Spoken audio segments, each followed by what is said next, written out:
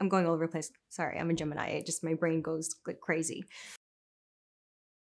A few years ago, I want to say pre-pandemic or maybe even post-pandemic, when the world was just starting to get back into a groove, fourth quarter was still slow.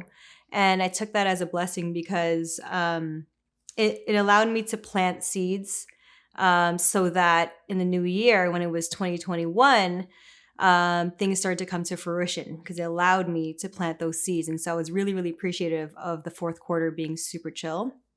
There was waves of still anxiety of what am I doing in my life? What's next as a creative, as an entrepreneur?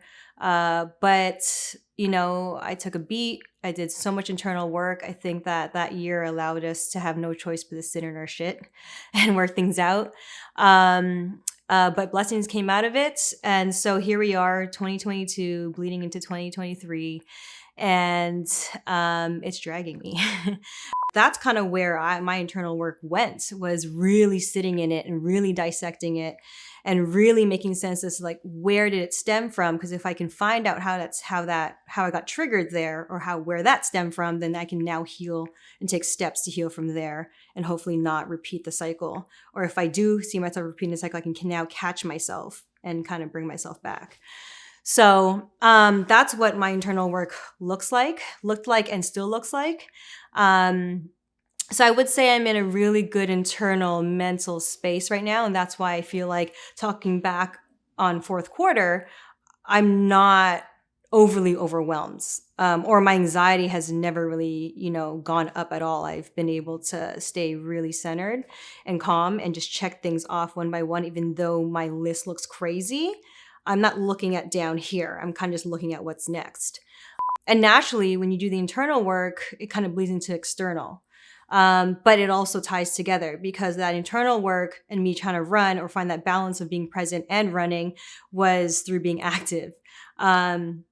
It gave me a release. It gave me an outlet. It gave me that balance. I'm a Gemini, so I kind of have to always work on multiple things or do multiple things at once in order to feel like I'm doing something of substance. So working out every day. And it's also a mental thing. It's helped me with my mental health. And I don't know if it's healthy or unhealthy because I'm in a space now when I do take a rest day, I feel guilt. And I feel like shit. So I don't know. I think that's something that I'm battling. And when I do take rest days, I'm trying to appreciate them and say I'm listening to my body and that's what it needs and that's what it wants. But I'm also battling the guilt of it, of I still have to squeeze something in. I just originally wanted to be a host of some sort, a personality of some sort. And towards my program, that's when social media was starting to bubble. And so I kind of took it by the reins and used it to my advantage. Anyway, so breaking the rules as a creative. Fuck the system, fuck the rules, fuck the structure. I just said, I'm getting myself into this internship. I really did. And then from there, it was a trickling effect. I was like, shit, I'm actually like exactly where I want to be right now. So do I even really need school? I was still in the program, still got, my assignments done, but I was kind of falling out of love of school. I never really loved school, to be honest. Yeah, always been a creative, basically, paving my own path. I feel like it's just a hustle. You learn to hustle. And anything in the entertainment media industry is a hustle. It's a dog eat dog world out there. And you have to prove yourself. There's so many creatives in the city and beyond. So it's kind of like, how do you stand out? And I kind of just hustled. And I don't know if it's because I was a mom early that I felt like I have to hold it down. I got to hold down the fort. I have to hustle.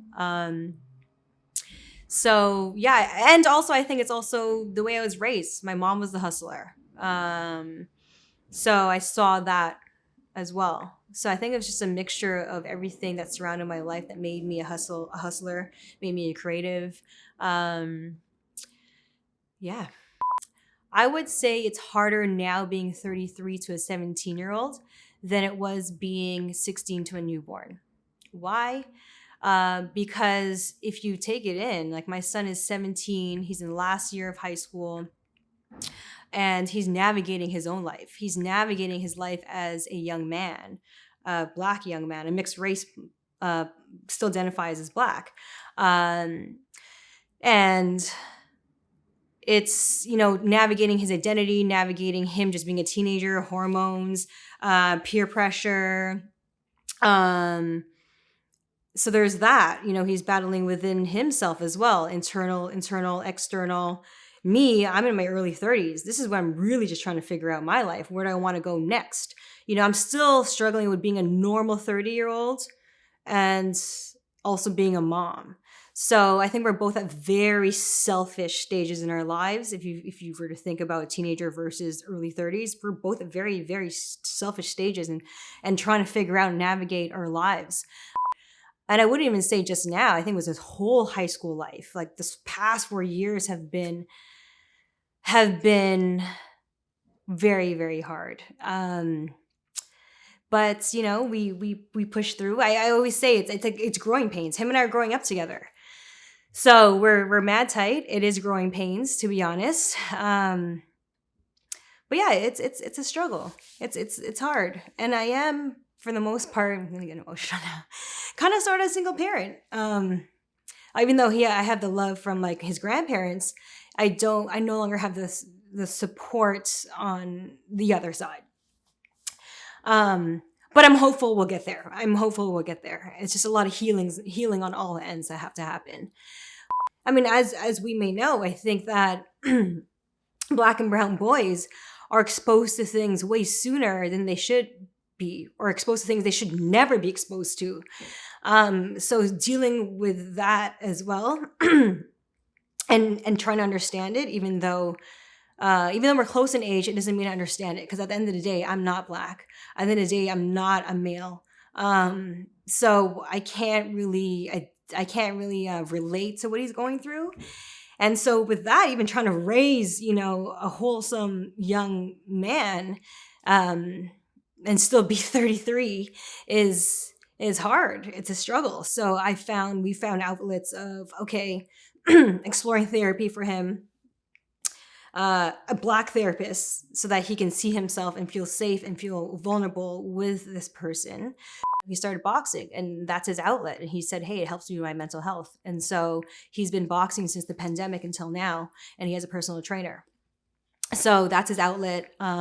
He's gone through a couple of gyms, but he found one so far that he likes, and a trainer that he really likes, and a trainer that's actually like invested in him and sees a future in him and potential in him actually getting into amateur fights, and then who knows where it's going to lead. But that's what he wants to do. I need to support. That's what he wants to do, and that's his form of release, and that's what helps him mentally as well. Then anything that interests him, I have to kind of hone in on that and pay attention to that and invest in that. But yeah, that's where I'm at right now, is being a young mom to raising a young man. It's beautiful. It's a beautiful struggle. But yeah, we move. I don't really get emotional a lot, which is good. So like the fact that I am. I think it's because, again, there's part of me still running, right? I still have distractions, still have work. I'm so busy. I still have, I'm active. I work out every day. I have like 2 health, wellness, fitness communities. So I feel like I'm like always doing something that I don't have the time to even think about being emotional. And I don't think I'm really that emotional person. I'm pretty solid. Like I'm just pretty strong. So when I'm in this space, I mean, that's also like a light bulb, like you still need healing, So yeah, I don't know. I don't really get emotional a lot. So when I do, it is a form of release, or a lot of things where I'm not really realizing that are still affecting me this deep. I don't think I know how to be soft, or allow myself to be soft. Yeah, I always feel like I never allow anyone to really take care of me. I feel like I always got it. But I think that stemmed from being a mom early and having a young family early. Yeah, again, I was a mom at 16. I was with his dad. He was 16, turning 17. I felt like I had to hold down a family. I was like basically growing up fast. I was like, I had to hold down a family. I got to hold down the fort. I got to work. I got to still, carve out time for school at the same time, and then make sure like on weekends that we're doing some stuff, like going out for dinner, we're like going to the zoo, we're going to, you know, have, I don't know, go to movie days. So it's kind of like I always had felt like I had to hold it all together. And so that kind of never left me till now. So there's Ute Studio. Ute Studio came about of Ute Inc. And Ute Studio is a full service Gen Z only creative agency. We don't use the word agency because Gen Zs don't know what the fucking agency is. So when I'm talking and pitching to other corporations and clients, we are a creative agency. But so under a Ute Studio, there is Play. Play is our creative studio. And then there's philanthropy, because there's always a give back. And then there's product. So those are the three pillars of what makes Ute Studio. And they all bleed into each other. So if I were to say I don't have this figured out, I want to have it figured out, because I want it to be its own living, breathing thing, because it's not even mine. It's for them. It's for the Ute. It's for the Ute dem. It's not for me. So eventually I want it to just it be its thing. I saw it. I saw it within even me growing up with my peers around me, my brother and his friends around him, now my son. So it's kind of like, I'd rather hire these youth in these marginalized communities, because I don't want them to feel like they're confined in their neighborhood. It's not their fault that they're there. I want them to feel like they belong in rooms, in these boardrooms with Nike, Foot Locker, UGG. I want them to be able to have a voice, and that it matters. It's been their time. It is their time.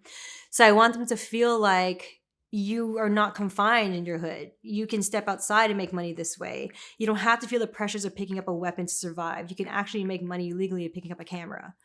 I mean, same concept with Shoot for Peace.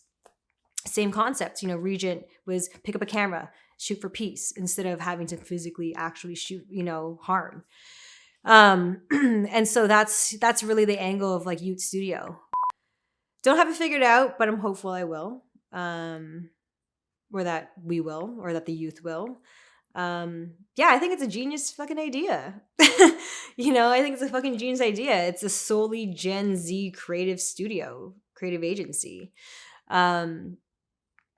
I mean, we're all looking at them anyway for ideas. You just hire them direct to do everything. Just makes sense. Plus, it's a win-win. You give back. These corporations give back. You look good. You feel good. Instead of going to your archaic ad agencies run by old white people. I don't often get to talk about or show me, really. I think social media is just smoke and mirrors, right? I mean, I can control what I put out. I don't think that you're gonna know me. I think everything I shared right now, you don't see through my social. I think it's just what I want to show you guys, which is like health and wellness and fire fits here and there, and I travel. But it's whatever I want you guys to see. You're not gonna hear these conversations on my social. You're not gonna talk about, struggles with being a young mom. You're not gonna talk about struggles of being an entrepreneur, or how I navigate, or how I got to where I am now. You're not gonna see, obviously, not gonna see the internal work I've done, or even, how I navigate my internal work.